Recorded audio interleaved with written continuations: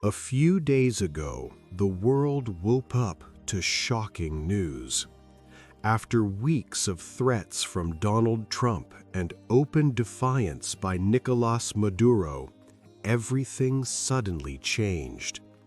In this story, reports say that Maduro was finally captured by U.S. forces, a man who ruled with power, fear, and control was no longer untouchable. For years, he laughed at warnings. For years, he challenged the world.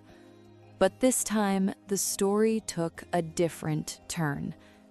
This is not just the story of one man.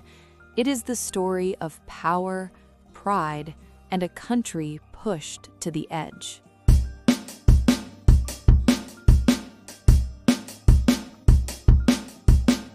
Nicolás Maduro was the president of Venezuela. He was one of the most controversial leaders in the world. Both his life story and the decisions he made for his country have been widely criticized. In the countries he ruled, the monthly salary of an average citizen was about $5. Hotels and places to stay were very cheap for tourists. With $100, you were considered rich in Venezuela. This was because the country was in a serious economic crisis. Inflation was extremely high, and many people struggled to survive. But how did Venezuela's economy reach this point? Who is Nicolás Maduro? If you are ready, let us begin the life story of Nicolás Maduro, a man many believe led his country toward collapse. But before that, we must first understand the country of Venezuela itself. Venezuela is a country in South America, and its official language is Spanish.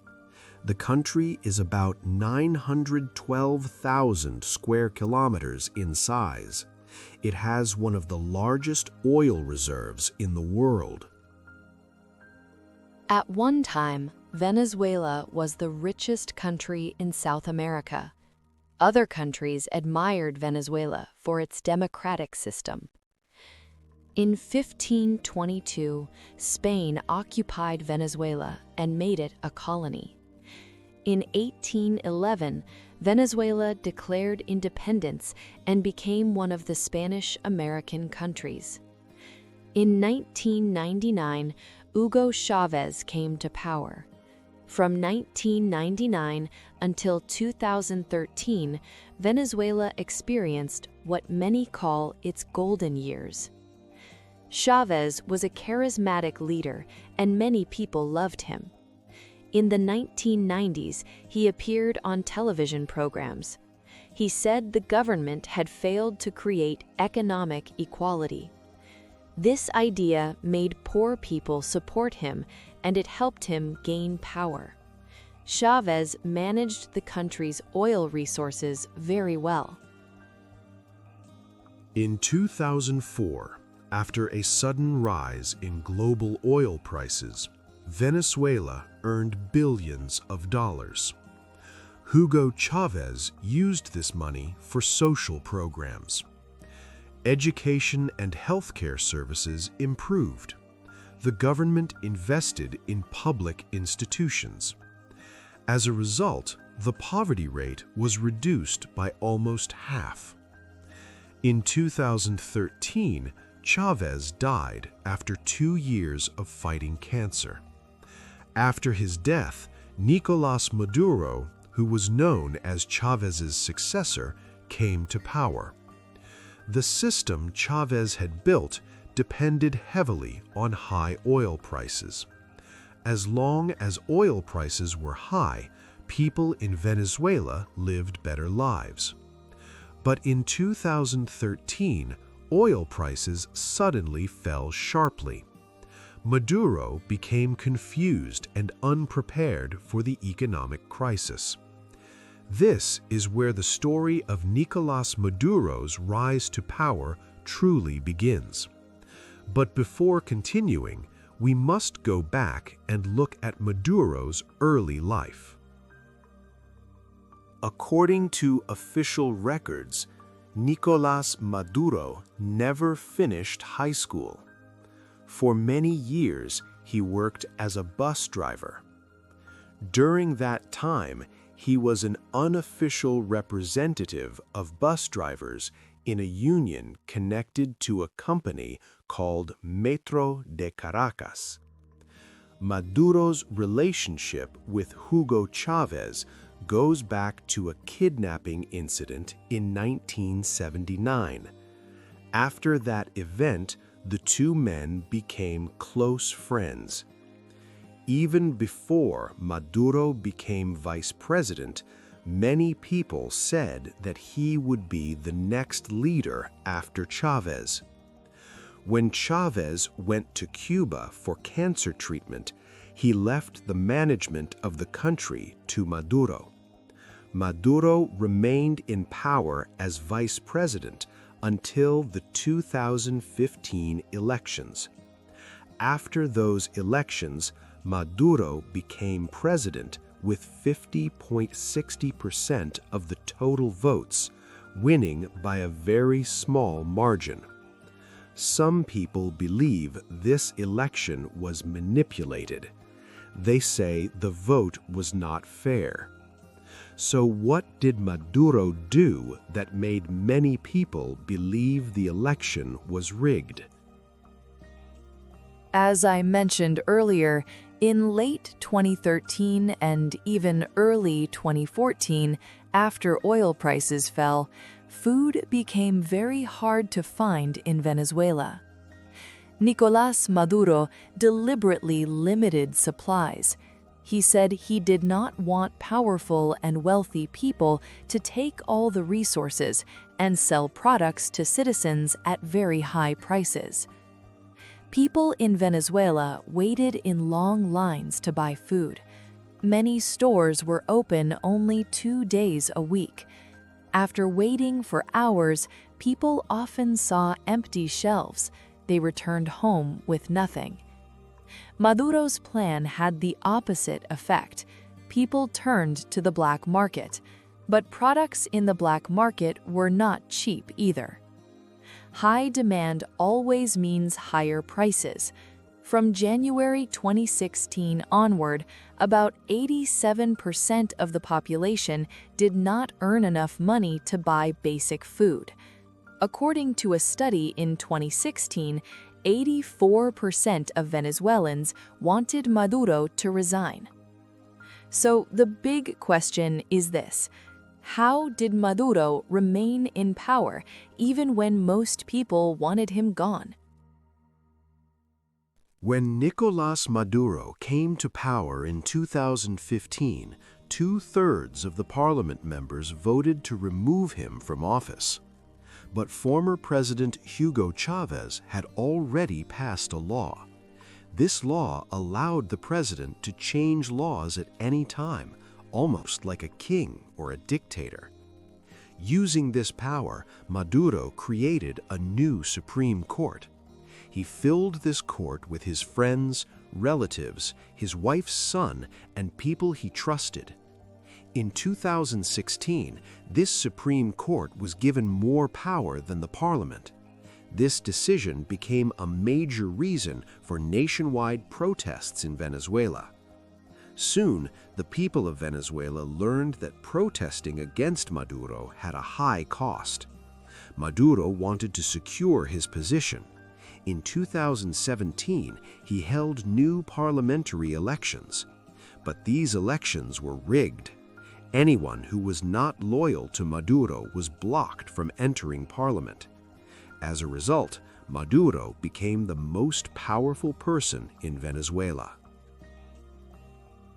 After the election results were announced, continuous protests began across the country. More than 10 people were killed during these protests. One of them was even a parliament candidate. The government claimed that over 8 million people had voted in the election. However, experts said that only about 3 million people actually voted.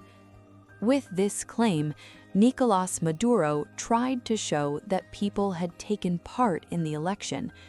Some critics believe that Maduro may have received only one real vote out of every 5. Maduro then changed the complex legal system that Hugo Chavez had created, and he changed it to benefit himself. The national currency of Venezuela is called the bolivar. According to the official government rate, $1 was equal to 10 bolivars. But after changes in the law, only Maduro and his close allies, such as generals and powerful business owners, had access to this official rate. Ordinary citizens had no choice but to use the black market. There, $1 cost about 270,000 bolivars. Maduro used this system to make huge profits. Meanwhile, the country became like a ticking time bomb, ready to explode at any moment. Nicolás Maduro claimed he was a genius leader with many plans to fix his country. His first plan was called the rabbit system. Everyone in the world knew that people in Venezuela were hungry. Several countries offered to send food and medical aid. But Maduro said these offers were a foreign conspiracy to remove him from power. He rejected all international help. Maduro then announced a food plan for Venezuelans. The government gave rabbits to 15 different groups of citizens. People were supposed to raise the rabbits and eat them. But the plan failed. People decided to keep the rabbits as pets, not as food. The government released a statement. It said, "A rabbit is not a pet. It grows fast. It produces about 2.5 kilograms of meat. Rabbit meat is high in protein and low in cholesterol." Still, the plan did not work. Plan number 2 was printing money. When Maduro saw that people had no money, he printed more banknotes. This caused extreme inflation. The Venezuelan currency became almost worthless. There was so much cash that some shops stopped counting money. Instead, they weighed banknotes on scales to buy and sell goods. But even with all this money, people were still hungry. Nothing really changed. After Nicolás Maduro came to power, people in Venezuela lost about 10 kilograms on average. This weight loss became known as the Maduro diet. Like Hugo Chavez, Maduro enjoyed appearing on television programs. He claimed that Chávez's cancer was caused by the United States. He openly accused the U.S. of being responsible. During one live TV show, a journalist noticed that Maduro was eating food during the broadcast. After that moment, whenever Maduro moved his hand toward a plate under the table, the live program was suddenly cut or the camera switched to another angle. Maduro knew that eating on live television was wrong. He knew that people were hungry. He knew that his actions were not right. But he continued his policies anyway. Because of this harsh government, Venezuelans tried every possible way to survive. More than 1 million people left the country. Those who stayed and could not leave protested and went on strike almost every day. They tried anything that could help them stay alive. People no longer trusted the police. According to studies, 1 out of every 5 crimes was committed by police officers themselves. During the protests, riot police fired live bullets at civilians. More than 100 people were killed and thousands were seriously injured. Experts said that basic medical equipment in the country was about 80% below global standards. In simple words, most hospitals did not have X-ray machines or CT scanners. Many hospitals did not even have beds, syringes, or paper tissues. As if this was not enough, Nicolás Maduro used another project to control the population: power cuts. In 2016, the government cut electricity in half of the country. This included hospitals, where people's lives were at risk. The power cuts lasted 40 days, for 4 hours every day. Some protesters used Molotov cocktails made with human waste as a form of resistance. These protesters were not primitive people. They were citizens pushed to the edge, using whatever they had to fight back. Until 2013, Venezuela was the richest country in South America. It has one of the largest oil reserves in the world. Venezuela had modern buildings, technology, comfort, and a rich culture. People had everything. Today, many believe that all of this was lost because of one person, Nicolás Maduro. Some people are so hungry that they eat rats to survive. Venezuela is now one of the most dangerous countries in the world. Last year, there were 91 violent crimes for every 100,000 people. In 2019, Venezuelans tried another way to remove Maduro. They collected signatures to hold a referendum.